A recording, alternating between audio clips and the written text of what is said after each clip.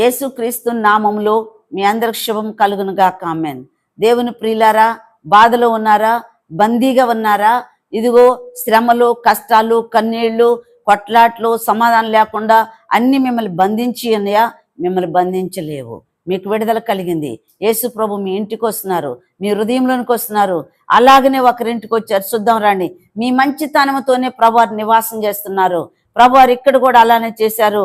Mariya, Martha, లాజరు అని బెతనియా ఊరిలో ముగ్గురు నివాసం చేసేవారు.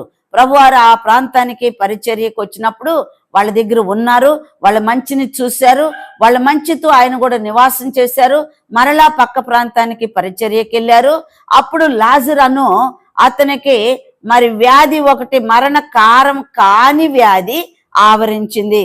ఇద్దరు వెంటనే ఒక మనిషిని పిలిచి, అయ్యా మీరు వెళ్ళి ప్రభు పలానా చోటు ఉన్నారంట, మీరు వెళ్ళి మేము ఇలా అంటున్నామని చెప్పండి. ప్రభువా, ఇదిగో నీవు ప్రేమించువాడు రోగివై ఉన్నాడని ఆయన యొద్దకు వర్తమానము పంపిరి.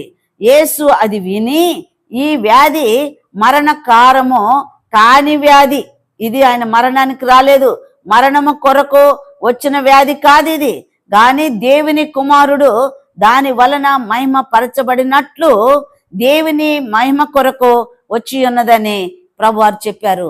చెప్పి 2 రోజులు అక్కడే బస చేసి, ఇంకా తర్వాత ప్రభువారు వచ్చేసరికి 5వ రోజు అయింది. సమాధి చేసి కూడా 4 రోజులు సమాధిలో లాజరు కుళ్ళిపోయి ఉన్నారు.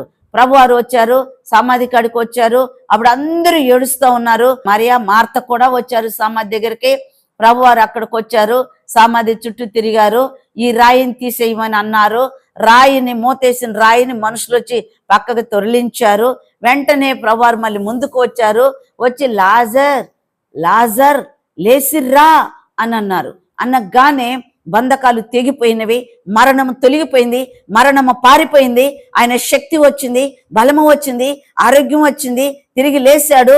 కళ్ళు కట్టే ఉన్నాయి, అయినా కానీ సమాధిలో నుండి నడిచి బయటకు వచ్చాడు. కళ్ళిద్దరు పోయి ఆయన కట్లు తెంపారు. చూసారా దేవుని ప్రియులారా, మరణములో ఉండిన మరణమే బంధించి లేనిది అంతకన్నా పెద్ద వ్యాధి, రోగము ఎవరి మీదకి రాదు. నిజమైన ప్రార్థన సమస్తమును జయించుతుంది. మీరు నిజంగా మంచి ప్రార్థన చేస్తున్న వారైతే మీ నీతి మీ ముందు నడుస్తుంది. మీ నీతిలో ప్రభు నివసిస్తున్నారు. మీ అందరికి విడుదల కలుగుతుందని ప్రభువే, నా కుమార్తె కుమారులారా, లాజరు కలిగిన శుభ దినము, ఆశీర్వాదం మీకు కూడా వచ్చి ఉన్నదని చెబుతున్నారు. మరి ప్రభు మిమ్మల్ని దీవించును గాక. సబ్స్క్రైబ్ చేయండి, అనేకులకి వాక్యం చేరుకోవాలి. ఆమేన్.